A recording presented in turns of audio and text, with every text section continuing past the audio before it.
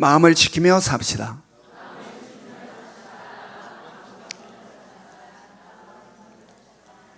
지금 이 자리에 있음에도 마음이 불편하신 분이 딱 두 분이 계시네요. 여기 예배자로 왔는데 왜 그렇게 마음을 불편해 하시죠? 마음이 불편하신 분이 있어요. 여러분, 마음을 지키시기 바랍니다. 그리스도의 뭐가 마음을 주장하게 하라? 평강이. 그리스도의 평강이. 쓸데없는 이런저런 생각이 내 마음을 주장한 게 아니라 그리스도의 평강이 내 마음을 주장하게 하라. 아멘. 다시 한번 인사합니다. 주님의 마음으로 삽시다. 시작.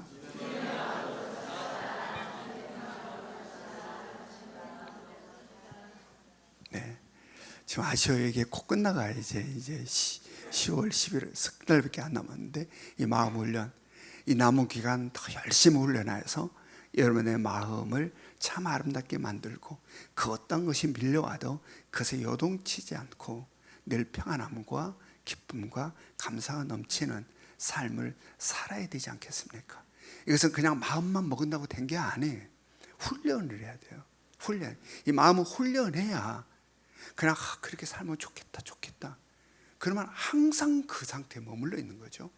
바로 이런 것들을 통해서 내 마음을 훈련할 때 수많은 걱정과 염려들이 밀려오고 속상할 것들이 수없이 밀려와도 그것에 요동치지 않는 마음, 언제나 평안함이 있고 언제나 평화가 있고 언제나 기쁨이 있는 마음으로 살아야 되지 않겠습니까? 그냥 되는 게 아니라, 그냥 공짜로 오는 게 아니라 바로 이러할 때에 이거를 붙잡고 훈련해야 한다라는 이야기입니다. 아멘. 여러분 철저히 이 훈련 하시기 바랍니다. 예. 지난 주일 말씀에서 우리는 우리들의 삶에 있어 가장 먼저 형성된 관계가 누구와 관계라고 그랬습니까? 하나님과 우리가 이 땅을 살아감에 있어서 이 삶에 있어 가장 먼저 형성되는 관계는 하나님과 나와의 관계, 하나님과 관계다. 그리고 두 번째로 형성된 관계는 누구와의 관계라고 했습니까? 남편과 아내와의 관계, 즉 부부의 관계다. 그 다음에 세 번째로 형성되는 관계가 누구와 관계? 부모와 자녀와의 관계다 라는 이야기입니다. 이것은 관계가 형성된 순서일 뿐만 아니라 바로 중요도의 순서, 우선순위의 순서다라는 이야기입니다. 우리가 수많은 관계를 갖고 살아가지만 그러나 그 관계 속에서 우선순위다, 중요도의 순서, 우선순위가 바로 이러한 순위를 갖고 있다. 따라서 하나님과의 관계가 잘 되어야 부부의 관계가 잘 되고 부부의 관계가 잘 되어야 자녀들과 관계가 잘 된다. 아멘. 그러므로 우리들의 삶에 있어서 하나님과 나와의 관계가 얼마나 중요한지를 다시 한번 마음에 깊이 새길 수 있기를 원합니다. 그래서 삶 속에서 항상 이걸 놓치면 안 된다는 이야기입니다. 우리가 이 땅을 살아가며 수많은 관계 속에서 밀려오는 문제들이 많습니다. 그로 인하여 속상하고 눈물 나고 서럽고 분노가 일어나고 우리가 이 땅을 살아가는 수많은 관계 속에서 엉키고 성킨 수많은 문제들로 인하여 우리가 힘들어한다. 그럴 때에 우리는 그것으로 어떻게 그 문제를 풀어나가야 될까? 그냥 보이는 너와 나와의 관계 속에서 문제를 풀려고 발버둥 치면 발버둥 칠수록 수렁에 빠져들 때가 많아요. 문제를 풀어내려 더 엉켜버릴 때가 많다라는 이야기입니다. 그러므로 우리가 이 땅을 살아감에 있어서 엉키는 관계와 관계로 인하여 밀려오는 수많은 어두움과 문제들을 풀어나갈 때에 보이는 너와 나와의 관계 속에서 풀려 하지 말고 먼저 가장 우선된 위치에 있는 관계, 누구와의 관계? 하나님과의 관계. 하나님과 나와의 관계를 점검하시기 바랍니다. 아멘. 문제가 발생했을 때 관계에 문제가 발생할 때 보이는 것 속에서만 풀려하지 말고 보이지 않는 가장 우선되는 하나님과 나와 관계를 점검하시라. 그리고 하나님과 나와의 관계를 온전케 회복시키시기 원합니다. 그럴 때에 하나님은 너와 나와 문제에 개입하신다. 나의 지혜로는, 나의 말로는, 나의 그 어떤 곳으로도 풀 수 없는 엉킨 수많은 것들을 하나님이 풀어내신다. 아멘. 그러므로 늘 우리가 일상을 살아가는 삶 속에서 하나님과 나와 관계가 지금 어떤 상태에 있는지, 하나님과 나와 관계가 지금 어떤 상태인지를 늘 점검하며 살아갈 수 있기를 원합니다. 지난주에 말씀에서는 이 관계들 중에서 부부의 관계에 대한 말씀을 우리가 나누었습니다. 아내들 향하여서 남편에게 하라 했습니까? 복종하라. 이것은 우열에 따라서 그렇게 하라는 게 아니라 바로 가정의 질서를 세우시는 하나님의 주권에 따라 그렇게 하라 하신 거예요. 또한 남편들을 향하여서는 아내들을 어떻게 하라? 사랑하라. 사랑하되 어떻게 사랑하라? 주님께서 교회를 사랑하신 것처럼 사랑하라. 주님께서 교회를 위하여 그 어떤 것도 아낌없이 생명까지도 주저함이 없이 교회를 위하여서 내어준 그 사랑을 남편들은 아내에게 하라. 내가 아무리 마음이 상하고 마음이 찢고 힘든 상태라 할지라도 누구를 먼저 헤아리라? 아내의 마음을 먼저 헤아리라. 겟세마네 동산에서 주님께서 십자가의 죽음을 앞에 두시고 바로 사랑하는 제자들, 자고 있는 제자들 그 마음을 먼저 헤아렸던 것처럼 남편들은 이 땅을 삶에 있어서 참으로 힘들고 내 마음이 말할 수 없는 상태라 할지라도 뭘 먼저 헤아리라? 아내의 마음을 먼저 헤아리라. 바로 이러한 사랑을 남편들을 향하여 아내에게 하라라는 이야기입니다. 하라. 이 말씀이 지난주에 선포됐는데 이 말씀을 듣고 이 말씀을 적용하는 우리 성도들의 이야기들, 많은 이야기들이 들려왔어요. 얼마나 감사해야 되는지 몰라. 어떤 분은 내가 남편을 너무 함부로 대했다. 남편에게 너무 내 주장을 강하게 이야기하고 내 고집 꺾지 않고 내가 남편을 이겨먹으려고 하고 내가 남편에게 너무 거칠게 했다. 눈물을 흘리며 회개했던 이야기. 또 어떤 분은 이 말씀을 듣고 남편이 퇴근을 해서 현관 비밀문을 삐삐삐 누르니 문을 열기도 전에 그냥 현관으로 튀어 달려 나와가지고 여보 오늘 하루 수고하셨습니다라고 90도로 인사를 하니까 남편이 놀래가지고 남편도 자연스럽게 90도로 인사를 하면서 그러면 서로 일어나 웃었다. 서로 함께 마주보고 웃었다. 여러분 세상 어디에서 이러한 일들이 일어나게 할까요? 내가 남편에게 잘못했구나. 또 남편과 함께 이렇게 한방 웃는 웃음을 세상 수많은 이 삶 속에서 어디에서 이런 것들이 우리들의 삶에 만들어내느냐라는 이야기입니다. 바로 하나님 앞에서. 아멘. 바로 이 성전에서요. 하나님을 경배하고 예배하는 바로 이 자리에 우리의 거칠은 마음들이 만져지고 서로의 논리로는 꺾이지 않는 내가 스스로 나를 낮추면서 내가 남편에게 너무 거칠었고 함부로 했구나 라는 생각을 하게 하는 것, 어디에서 이게 가능한가? 어디에서?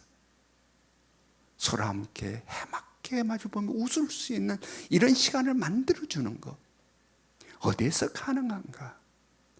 바로 예배의 자리, 이 성전. 여러분 그러므로 예배를 사모하시기 바랍니다. 성전을 사모하시기 바랍니다. 세상 어디보다도 복되고 복된 이 자리를 여러분 사모할 수 있기를 원합니다. 오늘 하나님께서 오늘 우리에게 주신 말씀은 바로 부모와 자녀의 관계에 대한 말씀입니다. 자, 오늘 말씀 먼저 자녀들 향해서 말씀을 합니다. 자, 골로새 3장 20절. 골로새 3장 20절 말씀 우리 같이 읽습니다. 시작. 자녀들아 모든 일에 부모에게 순종하라. 이는 주 안에서 기쁘게 하는 것이니라. 예, 자녀들을 향해서 부모에게 어떻게 하라는 겁니까? 모든 일에 순종하라 라고 이야기합니다. 이건 역시 부부의 관계에서와 동일하게 가정의 질서를 위해서 세우신 하나님의 원칙이에요. 네. 이것은 우열이 아니에요. 네. 여러분, 자식이 부모보다 훨씬 공부도 많이 하고 똑똑하고 지혜로운 경우가 많습니다.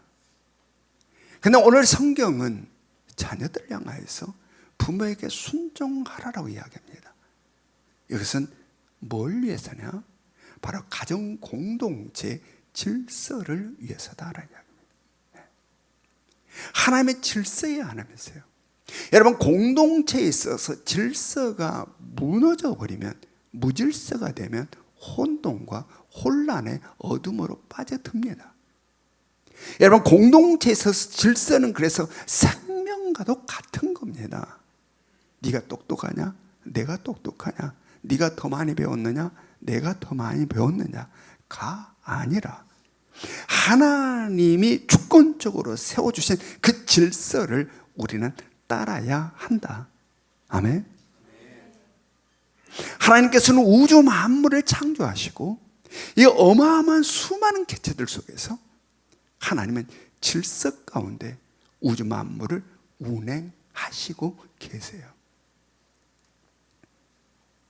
그래서 하나님께서는 우리 인간을 창조하시고 우리에게 어떤 말씀을 했습니까? 인간들에게 이 동산, 에덴 동산에 수많은 과일들이 있다.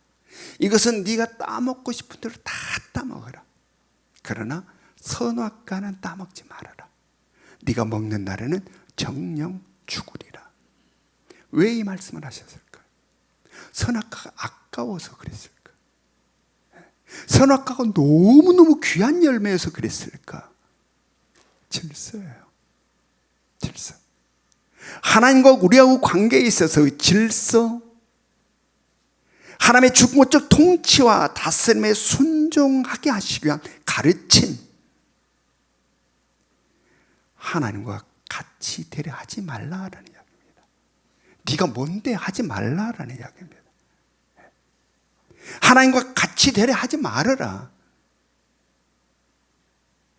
바로 질서를 가르치고 질서를 세우시는 거예요.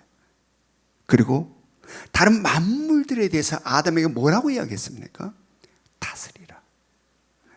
하나님과 관계에서는 그러한 질서를 가르치고 또 다른 질서는 다른 만물들은 네가 가르쳐, 네가 다스리라. 질서를 세우시는 거예요. 창세기 1장 28절을 봅니다. 창세기 1장 28절 같이 읽습니다. 시작. 하나님이 그들에게 복을 주시며 하나님이 그들에게 이르시되 생육하고 번성하여 땅에 충만하라. 땅을 정복하라. 바다의 물고기와 하늘의 새와 땅에 움직이는 모든 생물을 다스리라 하시니라. 아멘. 이것이 하나님이 세우신 질서다라는 이야기. 그런데 어떤 일이 벌어졌습니까? 네가 선악과를 따먹으면 너도 누구같이 된다? 하나님과 같이 되리라 라는 사단에 넘어지는 거예요. 선악과 따먹지 마라 그러니 따먹어. 따먹으면 너도 하나님과 같이 되리라. 이 사탄마귀의 유혹에 무너져 버렸어요. 여러분, 사탄마귀는 항상 이렇습니다. 하나님의 세우신 질서를 무너뜨리려고 한다라는, 무시하게 우리를 만든다. 그래서 질서를 깨뜨려 버린다. 가정을 그러므로 무너뜨려 버리고 교회의 공동체를 무너뜨린다. 네가 뭔데? 부부 사이에서도, 부모와 자식 간에서도 아빠가 뭔데? 당신이 뭔데? 교회 공동체에서도 네가 뭔데? 네가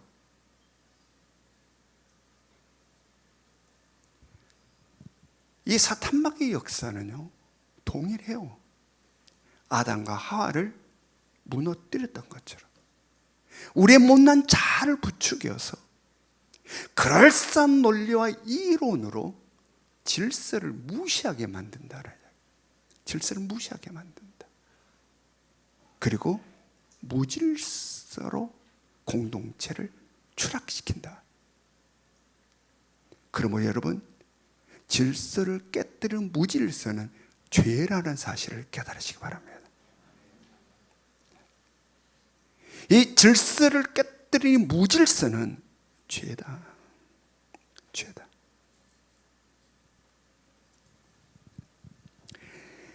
여러분, 성령은 항상 질서를 통하여 하나 되게 하십니다. 그러나 사단마귀는 무질서를 통하여 분열케 합니다. 다툼, 분쟁, 시기, 질투, 그래서 혼란과 혼돈으로 빠져들게 합니다. 네가 뭔데? 네가 뭔데 아무것도 아닌 것이. 하나님의 질서에 도전을 한다. 하나님이 세우신 질서를 도전한다. 하나님이 세운 질서는 그가 똑똑하고 그렇지 못하고 그가 선하고 의롭고 이런 모든 것들의 조건이 아니에요. 하나님의 세우신 질서는 주권이다라는 이야기입니다. 아멘. 하나님의 주권이다. 여러분, 바로 그러므로 하나님께서는 자녀들에게 부모에게 순종하라는 이야기입니다. 부모에게 순종하라. 가정의 질서라는 겁니다. 가정의 질서. 이게 가정에 중요하다. 중요하다. 아버지는 무식해서 몰라요. 하면 안 된다라는.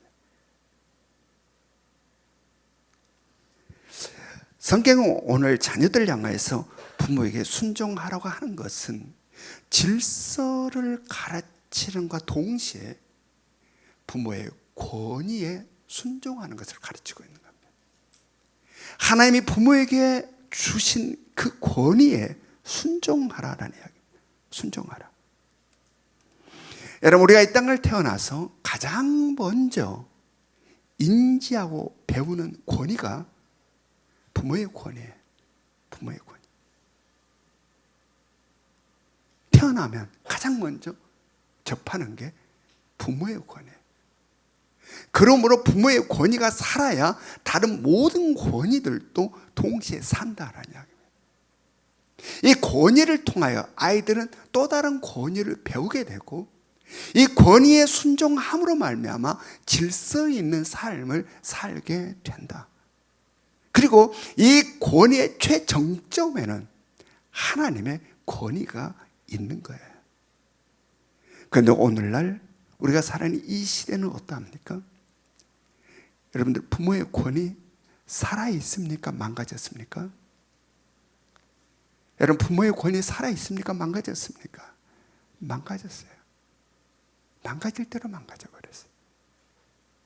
언젠가 이런 기사를 봤어요. 초등학생에게 아빠가 게임하지 말라고 해도 안 들어 훈계를 하고 혼을 내니까 경찰에 신고를 했어요.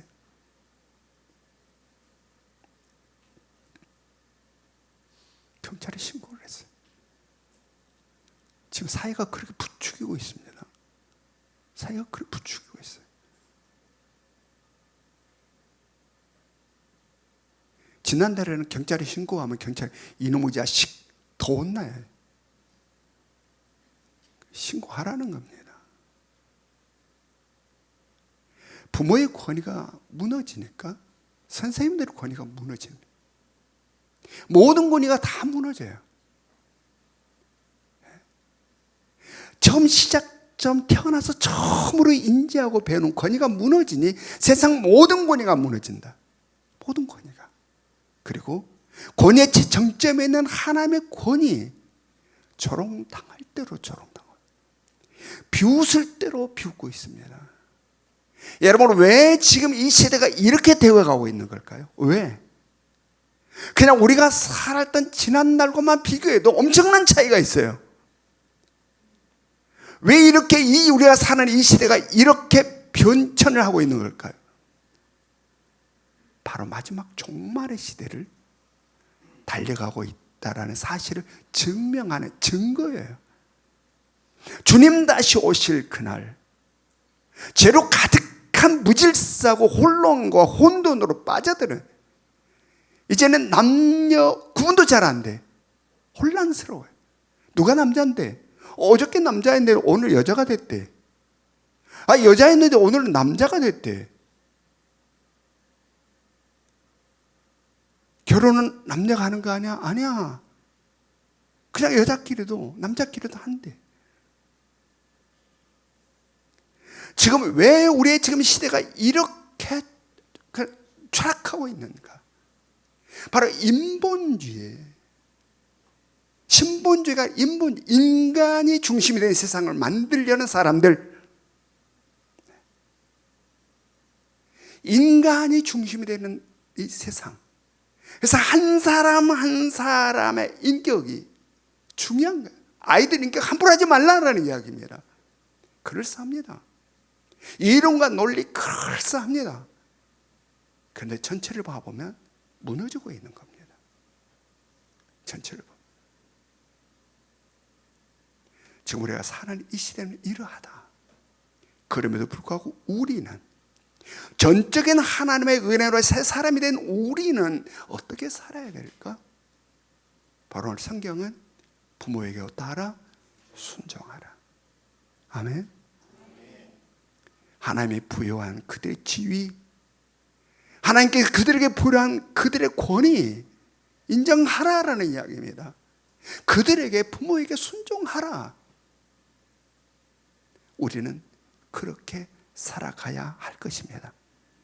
그러면서 이어서 어떤 말씀을 합니까? 골로새 3장 20절 말씀. 골로새 3장 20절 같이 읽습니다. 시작.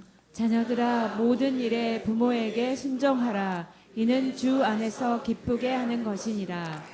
이는 주 안에서 어떻게 하는 것이라? 기쁘게 하는 것이다. 기쁘게. 여기에서 주 안이란 말, 그리스도 예수 안이란 말이 다시 등장하고 있습니다. 여러분, 그리스도 예수 안이라는 것, 주 안이라는 것은 어떠한 것입니까? 우리의 삶의 자리다. 아멘. 새 사람 된 우리의 삶의 자리는 혼탁한 세상이 아니라, 세상 문화가 아니라, 세상 풍속에 따라 휩쓸려가는 삶의 자리가 아니라 예수 그리스도 안, 주 안임을 마음에 깊이 새길 수 있기를 원합니다. 우리의 삶의 자리는 어디냐? 옛사람 안에는 하나님의 전적인 은혜로 새 사람이 된 우리들의 삶의 자리는 어디냐? 그리스도 아니라, 주 아니라. 그러므로 세상 문화가 어떠하든, 세상 풍속이 어떠하든, 그들이 부모를 어떻게 대하든, 또한 어떤 주장들로 이 모든 권위와 질서를 무너뜨리고 깨뜨려버리고 있는지 상관없이 우리는 그리스도 예수 안에서 살아야 된다. 아멘. 그리스도 예수 안에서. 그래서 그리스도 예수 안에 살아가는 우리들은 부모에게 순종하라라는 이야기입니다. 세상이 어떠하든 상관없이 우리는 부모에게 순종하라. 그리하면 이는 어떠하다 합니까? 주 안에서 기쁘게 하는 것이다. 바로 그렇게 하면 그리스도 예수 안이 주 안이라는 이곳에서 우리를 통치하시고 다스리시는 왕 되신 주님이 기뻐하신다. 우리가 부모에게 순종을 하며 살아가면 주님이 기뻐하신다. 그리고 주님이 기뻐하시면 그 안에 있는 우리들도 기쁘다. 아멘. 부모도 기쁘고 순종하는 자녀도 기쁘다. 기쁘다. 여러분, 부모에게 불순종하고 부모를 들이받아서 가정에 기쁨이 있습니까? 가정에 평화가 있습니까? 순종하라는 겁니다. 그럴 때 우리 주님이 기뻐하신다. 그리고 주님의 기쁨은 우리의 기쁨이 된다. 바로 또한 에베소에서는 어떠한 말씀을 하는지 또 한번 살펴봅니다. 에베소 6장 2절부터 3절, 에베소 6장 2절부터 3절 같이 읽습니다. 시작. 내 아버지와 어머니를 공경하라. 이것은 약속이 있는 첫 계명이니 이로써 내가 잘되고 땅에서 장수하리라. 예, 아멘. 아버지와 어머니를 어떻게 하라는 겁니까? 공경하라. 공경하라. 여기서 공경이라고 하는 것은 마음과 행동에 있어 부모를 존경하고 하나님께서 그에게 부여한 지혜와 권위를 존중하라라는 이 헬라어로 이 공경이라는 단어는 존경하다, 칭찬하다, 귀히 여기다 라는 뜻을 가지고 있어요. 즉 부모를 공경한다는 것은 베풀어 주신 은혜와 사랑의 보답함 뿐만 아니라 하나님께서 그들에게 부여한 지위와 권위를 존중하여 살아가는 것을 의미합니다. 여러분, 그러므로 우리는 하나님께서 말씀하신 이 말씀을 온전히 삶 가운데 실천할 수 있기를 합니다. 그런데 우리의 실상을 한번 돌아봅시다. 다른 사람 말고 우리들의 실상. 우리는 종종 나이 많이 드신 부모님들을 무시할 때가 참 많습니다. 존중하지 않아요. 존경하지 않아요. 나이가 많으신 부모님들을 대하는 우리들의 태도에 불손함이 얼마나 많은지 몰라요. 말을 함부로 할 때가 많습니다. 거칠게 할 때가 많고 부모의 의견을 윽박질러서 제압하려 할 때가 많습니다. 거칠어요, 말투들이. 엄마 그러면 안 돼. 내가 하지 말라고 그랬지. 그거 안 된다고 그랬지. 왜 자꾸 고집을 부려? 하지 말라고. 우리는 연세 많은 부모들을 대할 때 이 거친 말 참 많다. 의견을 막 무시해버린다.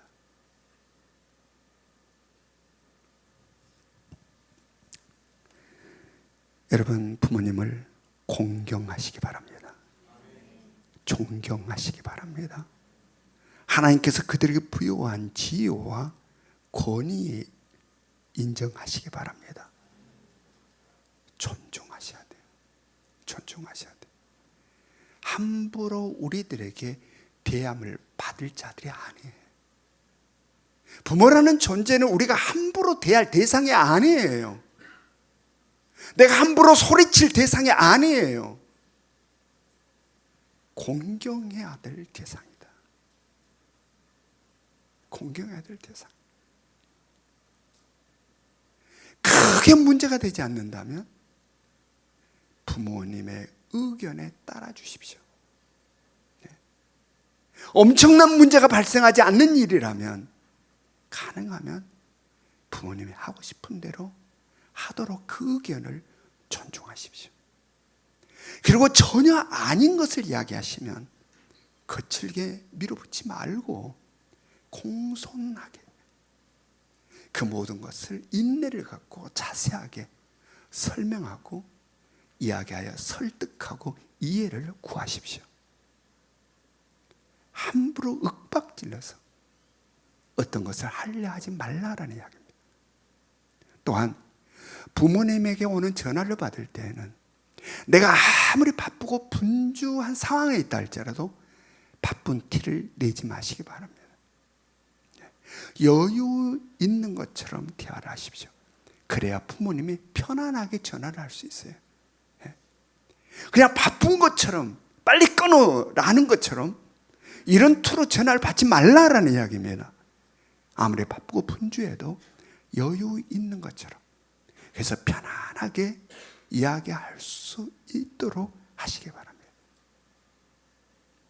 그리고 내가 지금 아무리 지치고 피곤하고 힘들어 있다 할지라도 부모님의 전화를 받을 때는 싱그럽고 활기차게 전화를 받으십시오. 네. 그러면 나이를 먹어가면서 점점점 기력이 쇠해진 부모님들이 아들, 딸의 그 싱그럽고 활기찬 목소리를 들으며 에너지를 공급받는다. 에너지를 공급받는다. 바로 이것은 제가 제 아버님을 통해서 경험하고 있는 거예요. 제 아버님은 95세예요. 늘 전화를 하면 지금은 목소리가 많이 약해지셨어요. 근데 제가 목소리에 활기 있고 늘 싱그럽게 전화를 하면 아들 목소리를 들으니 힘이 나네. 아들 목소리를 들으니 힘이 나네. 여러분, 부모님들이 어디서 에너지를 얻겠습니까? 사랑하는 아들, 사랑하는 딸로 에너지를 얻는다. 그러므로 여러분 전화 받을 때 아무리 내가 지쳐 있어도 싱그럽고 활기 넘치게 전화를 받을 수 있기를 원합니다. 작은 것 같지만 이게 효도인 듯 싶습니다. 골로새서 3장 21절 말씀 봅니다. 골로새 3장 21절 같이 읽습니다. 시작. 아비들아 너희 자녀를 노엽게 하지 말지니 낙심할까 함이라. 예, 이제 아비들을 향하여서, 즉 부모들을 향해서 말씀합니다. 자녀들 어떻게 하라는 겁니까? 어떻게 하지 말라는 겁니까? 노엽게 하지 말라. 노엽게 하지 말라. 이것은 자녀들의 감정을 헤아려 주어라 라는 의미예요. 감정에 자녀들의 감정을 헤아려 주어라. 우리는 대부분 우리의 자녀들, 우리 아이들을 기를 때에 자녀의 감정이 아니라 내 감정대로 기를 때가 많아요. 내 감정, 아이 감정이 아니라 내 감정대로 아이를 기를 때가 많다라는 이야기입니다. 내가 기분이 좋으면 아들 알았어, 아빠가 해줄게. 아들 뭐든지 말해. 내가 다 해줘버려. 내가 다 해줘본다 라고 탁 했다가 기분 나쁘고 우울하면 조용해. 너 그런 말 다시는 하지 마. 다시 하지 말라고 했다. 여러분, 자신의 기분 따라서, 감정 따라서 어떨 때는 이를 하겠다, 어떨 때는 저를 하겠다. 이랬다 저랬다 일관성이 없어요. 내 감정 따라서 이랬다 저랬다 하니 일관성이 없어. 배움이 없다. 혼란스럽다. 자녀들을 향하는 우리들의 가르침과 교육에 있어서는 내 감정이 아니라 누구의 감정을 헤아려 아이를 교육해야 된다. 아이의 감정을 헤아려서, 내 감정이 아니라 아이의 감정을 헤아려 아이를 가르치고 교육해야 한다라는 이야기.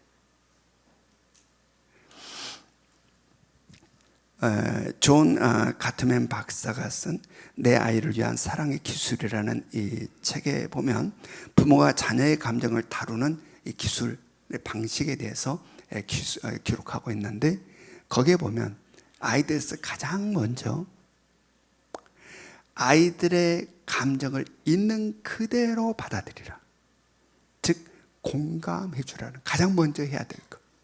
가장 먼저 해야 될 것은 아이들의 감정을 있는 그대로 받아들여. 공감하라. 있는 그대로. 얘가 막 화가 나서 발발 뛰고 있으면, 막 방방 뛰고 있으면, 너 부모 앞에서 이거 무슨 태도야? 조용히 어디서 배웠어? 이렇게 난리치지 말라라는 이야기예요. 지금 너 뭐 하는 짓거리야? 어디서 이런 걸 배워먹었어? 이렇게 하지 말라라는 이야기입니다. 아들이 지금 화가 무척 났구나. 공감하라. 지금 화가 나 있으면 화 있는 그대로를 가장 먼저 받아들이라. 공감하라. 아이가 슬퍼하면 바보같이 왜 이렇게 질질 짜고 이러는 거야? 라고 혼내지 말고,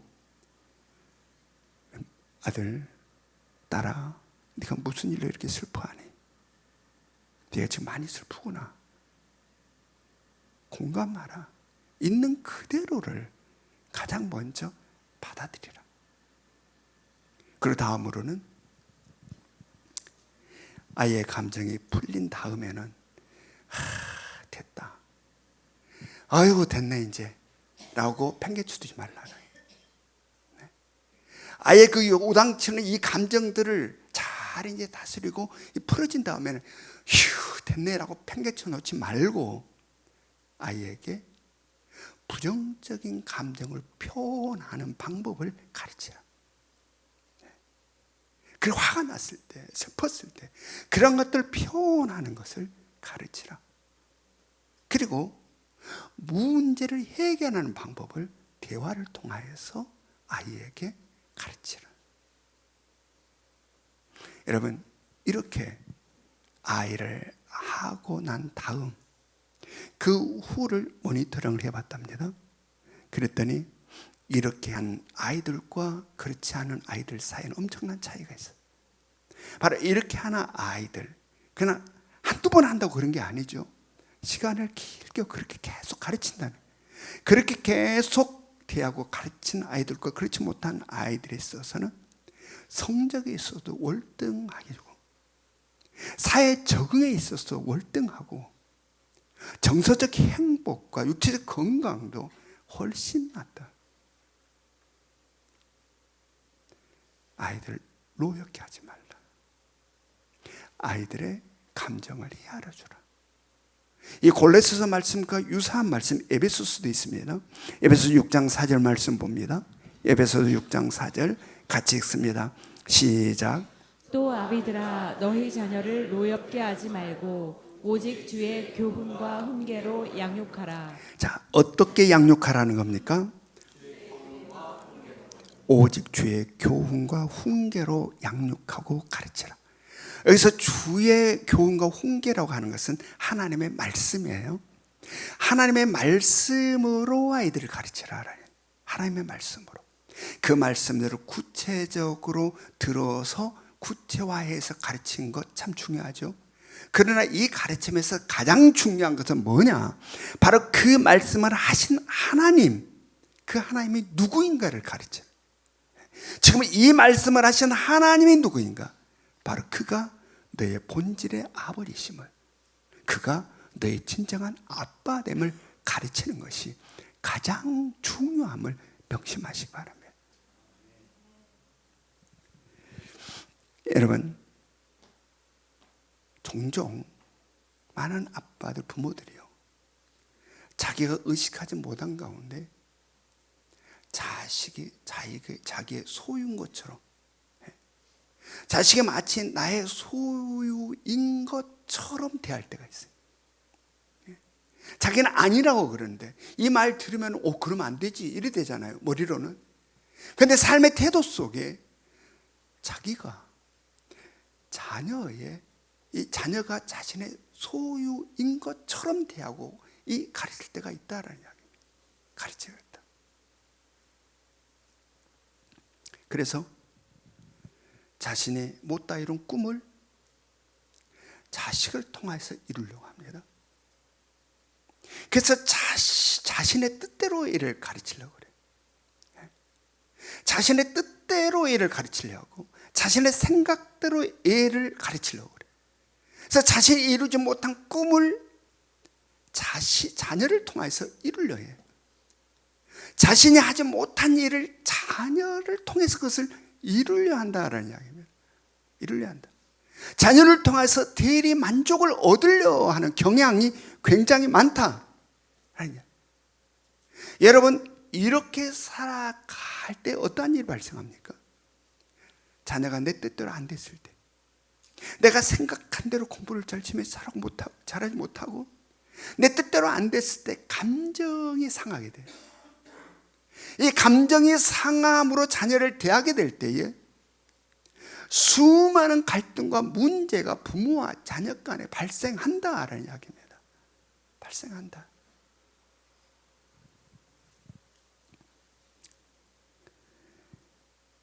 여러분, 자녀는 우리의 소유물이 아니에요. 자녀는 내 꿈을 대신 이루어주는 존재가 아니에요. 자녀는 내가 하다 안 된 것을, 그 일을 해내는, 그래서 대리 만족을 얻는 그런 존재가 아니에요. 아니에요. 시편 127편 3편을 봅니다. 시편 127편 3편 같이 읽습니다. 시작. 보라, 자식들은 여호와의 기업이요 태의 열매는 그의 상급이로다. 예. 자식은 여호와의 무엇이라는 겁니까? 여호와의 기업이다. 즉 하나님의 기업이라는 겁니다. 하나님의 기업이라고 하는 것은 뭘 이야기합니까? 그 기업의 주인이 누구다?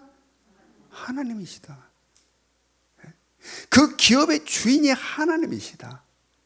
여러분, 기업은 누가 계획하고 세우고 운영합니까? 주인이 자신의 기업을 계획하고 세우고 운영하는 겁니다. 주인이. 자, 이어지는 말씀입니다. 예레미야 1장 5절, 예레미야 1장 5절 같이 읽습니다. 시작. 내가 너를 모태에 짓기 전에 너를 알았고 내가 배에서 나오기 전에 너를 성별하였고 너를 여러 나라의 선지자로 세웠노라 하시기로. 자, 여기서 우리가 깨닫게 된 건 뭡니까?